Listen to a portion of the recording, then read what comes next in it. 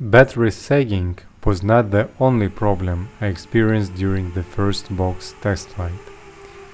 As soon as I would turn on any navigational mode, the drone would immediately start flying away. My name is Eugene. I work on a new box-wing drone design.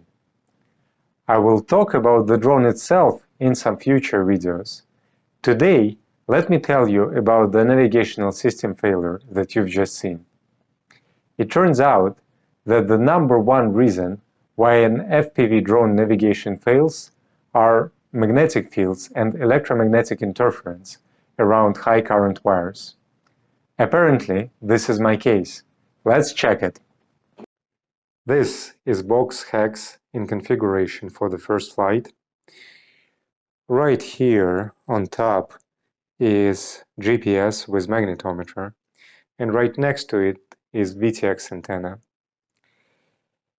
And VTX antenna and magnetometer are affected a lot by two ESCs here, 1 and 2, also by motor wires, and by two battery wires here connecting two ESCs.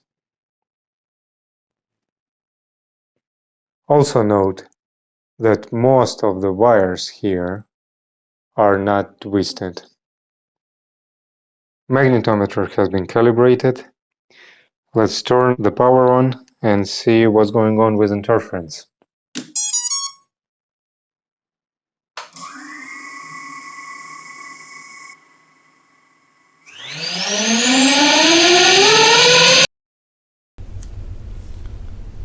As I increase thrust, current flow through the battery and motor wires increases, changing magnetometer readings by more than 50 degrees. It's no wonder a drone is absolutely disoriented. Here is another example of how current affects magnetometer, this time inside a cell phone.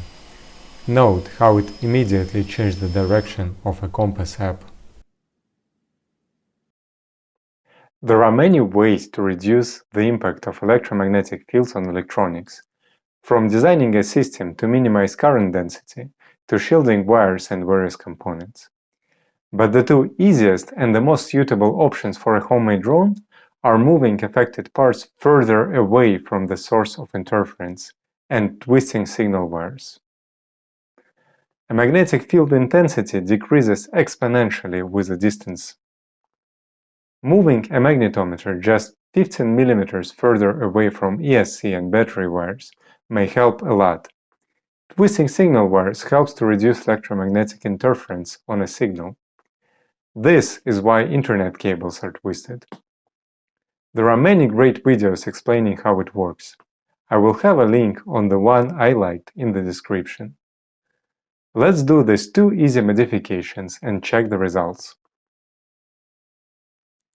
Trying to fix interference problem, I created a temporary mount for VTX antenna and magnetometer away from both ESCs and all the wires around. And also I twisted all the wires I could twist without doing any soldering, which I hope to avoid. You can see mainly this one, probably the most important.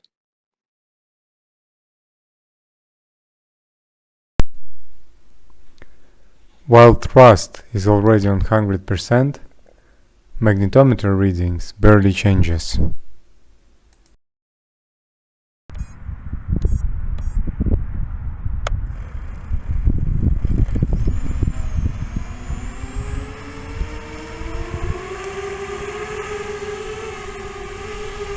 While some tuning is obviously required, the navigational system is working, and the drone is holding its position relatively well.